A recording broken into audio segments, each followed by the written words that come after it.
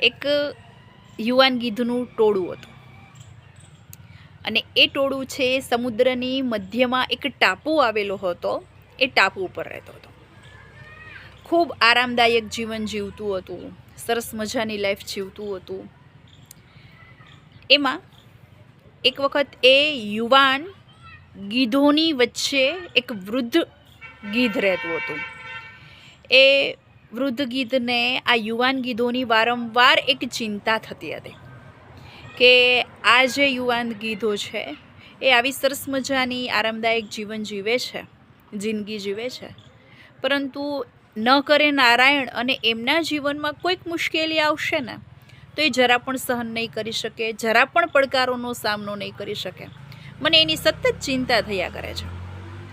તો આ બાબતને ધ્યાનમાં લઈ એ વૃદ્ધ ગીધે યુવાન ગીધોની મીટિંગ કરી અને મીટિંગમાં કીધું કે આપણે પહેલાં જ્યાં રહેતા હતા ને એ જંગલમાં ફરી પાછા જતા રહીએ, કારણ કે આરામદાયક આ જીવન જીવીએ છીએ ને એને કોઈક મુશ્કેલી આવશે તો તમે લોકો સામનો નહીં કરી શકો.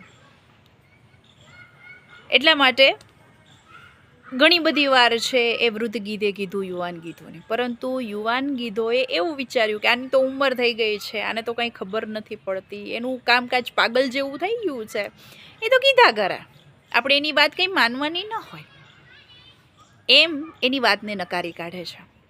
એટલે વૃદ્ધ ગીધ છે એ એકલું જતું રહે છે જંગલમાં.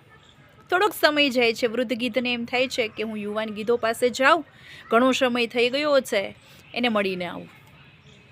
ત્યાં જઈને જુએ છે તો ટાપુની પરિસ્થિતિ તદ્દન ફેરવાઈ ગઈ હોય છે.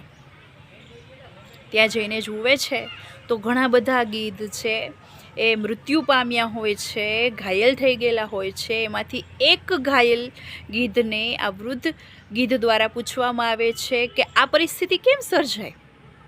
ત્યારે એ ઘાયલ ગીધ દ્વારા કહેવામાં આવે છે કે અમે સરસ મજાનું સુખમય જીવન જીવતા હતા, ત્યાં જ એક દિવસ એક જહાજ આવે છે અને એ જહાજમાંથી ઘણા બધા દીપડાઓને છૂટા કરવામાં આવે છે.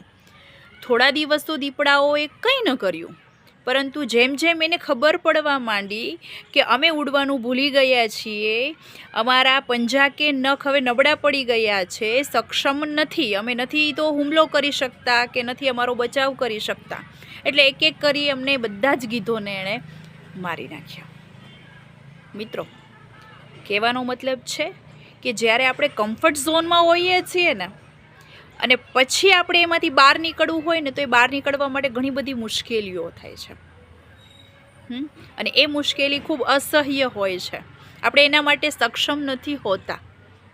આપણા જીવનમાં પડકારો આવે તો એનો સામનો કરવા માટે પણ આપણે સક્ષમ નથી હોતા. આજની પેઢીનું પણ કંઈક આવું જ છે. માતા પિતા દ્વારા આજની પેઢીને, આજના સંતાનોને એટલો છાંયો દઈ દેવામાં આવે છે કે તડકો કોને કહેવાય એને ખબર નથી પડતી. એને માગ્યા પહેલાં જેટલું પીરસી દેવામાં આવે છે કે એને ખબર નથી પડતી કે ભૂખ લાગવી કોને કહેવાય. આજની પેઢી, આજના મા બાપ તરીકે આપણી ફરજ છે કે એને ડાયરેક્ટ લિફ્ટમાં ઉપર ન ચડાવો, પગથિયા ચડતા શીખવાડો, જેથી એને ખબર પડે કે પગથિયા કેવી રીતે ચડાય અને ટેરેસ ઉપર કેવી રીતે જવાય અને પરસેવો કેવી રીતે પડાય અને બે પૈસા કેવી રીતે કમાવાય. એ આજની પેઢીને ખાસ શીખવાની જરૂર છે. આ બાબતે વિચાર જરૂરથી કરજો.